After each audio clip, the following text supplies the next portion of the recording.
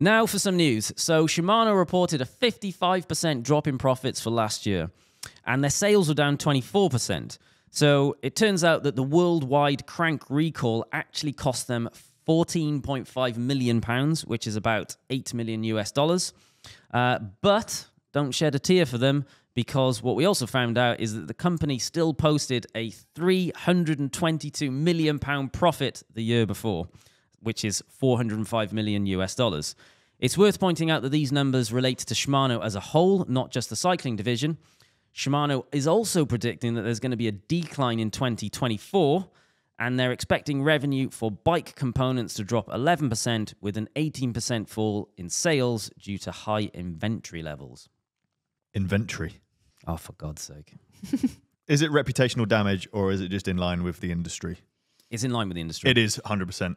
I think not that like, yeah, the reputation of the sports products that they're making, like the racing products. We see that and we're talking about it all the time, and everyone we know knows what Ultegra is, but at the most of the stuff they sell is your stuff on the Halfords bikes, cheaper decathlon bikes, the commuters. Most of the stuff they sell isn't bike products. No, well, fishing, isn't it? Yeah.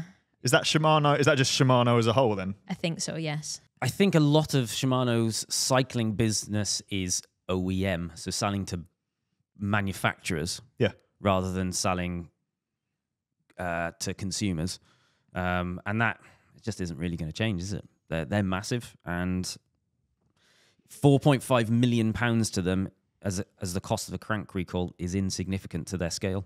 Yeah, it doesn't seem like a lot, does it? Not really, those no. figures. The stuff they sell is cycling components, fishing tackle, rowing equipment, golf supplies. Oh no, they stopped golf supplies in 2050. Yep, those things. There is some weird stuff you don't expect. It's like Garmin do boat motors and sound systems. Do they? Or do they do boat GPS? No, they do boats, motors and sound systems.